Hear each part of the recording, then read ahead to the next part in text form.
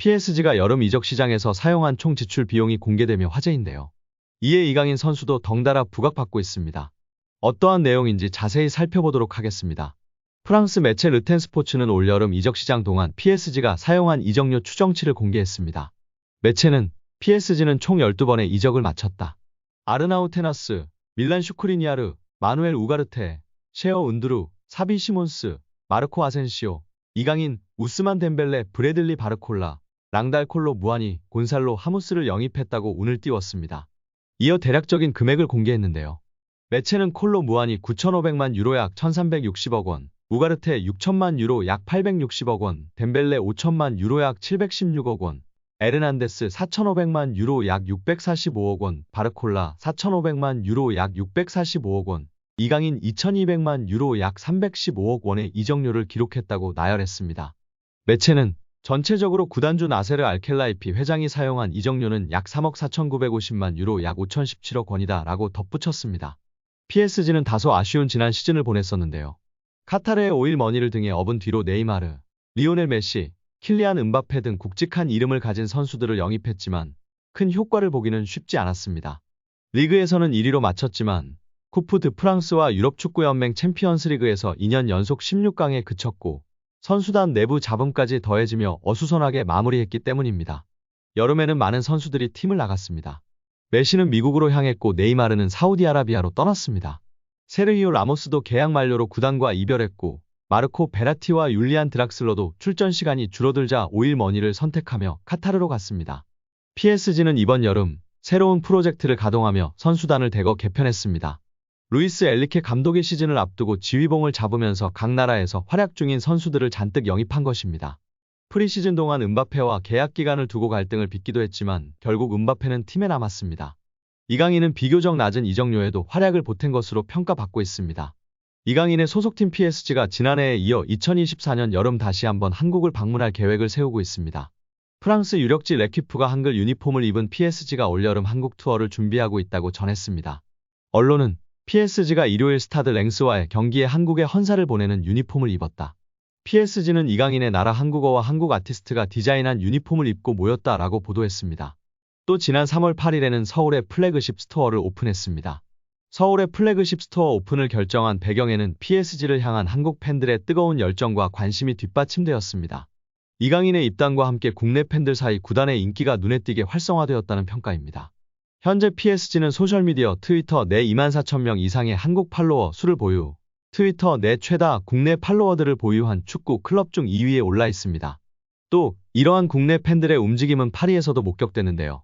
PSG의 홈구장인 파르크 대 프랭스에서 펼쳐지는 경기에 참석하는 한국 팬들의 비율은 20%나 올랐으며 스타디움 투어 참여율 또한 300% 상승했습니다. PSG의 아시아 퍼시픽 매니징 디렉터 세바스티앙 와셀은 한국에서의 PSG의 인기를 체감하고 있다. 최근에 인기가 더 많아진 것도 사실이나 PSG는 이전부터 국내에서 다양한 파트너들과 관계를 맺으며 국내 팬들에게 다가가고자 노력했다. 한국은 PSG에게 중요한 전략적 시장 중 하나로 서울의 플래그십은 한국은 물론 아시아 내에서 PSG가 더 큰 성장을 이루는데 아주 중요한 역할을 할 것으로 여겨진다라고 소감을 밝혔습니다. PSG는 이강인의 영입 효과를 축구적으로는 물론이고 축구 외적으로도 톡톡히 느끼고 있다는 점에서 올여름 한국 프리시즌 투어 준비가 허황된 얘기가 아닙니다.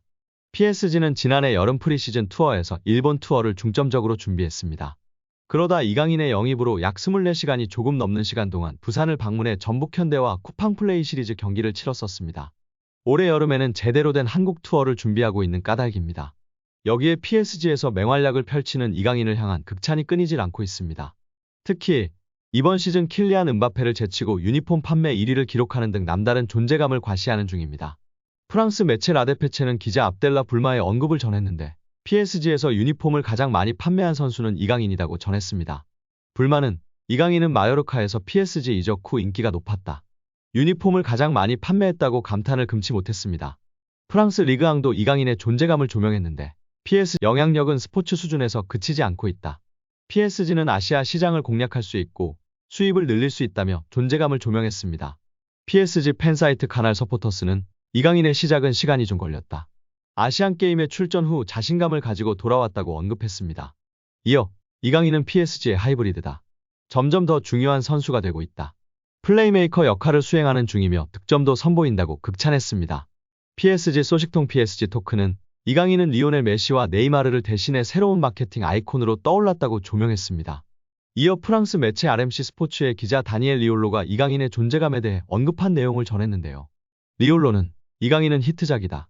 1년에 걸쳐 떠난 스타들의 손실을 보상했다며 메시와 네이마르가 떠나면서 생긴 마케팅 공백을 메웠다고 극찬했습니다.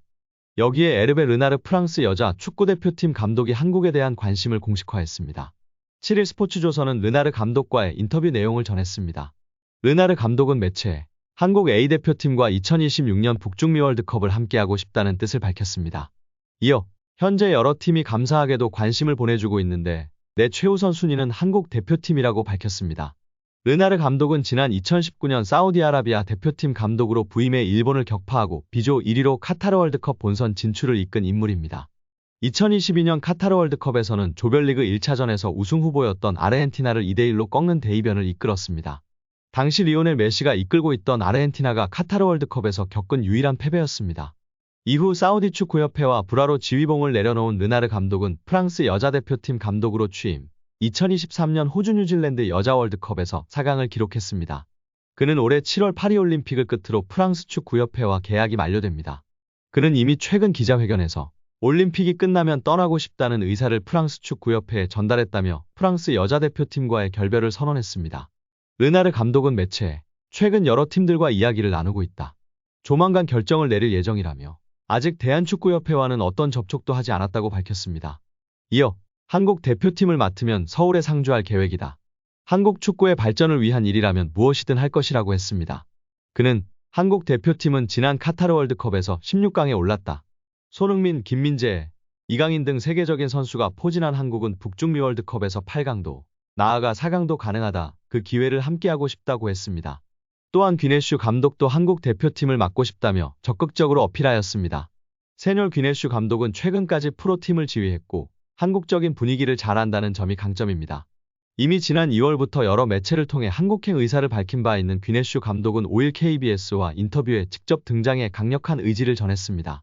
귀네슈 감독은 내 지도자 인생 마지막 3년을 한국에서 마무리하는 것도 멋질 것 같다고 생각했다라며 목표는 월드컵 16강보다 높은 곳이라고 어필했습니다. 오늘 영상은 여기까지입니다. 끝까지 시청해주셔서 감사합니다. 늘 건강하시고 더 좋은 영상으로 찾아뵙겠습니다. 구독과 좋아요도 잊지 마시고 부탁드립니다. 감사합니다.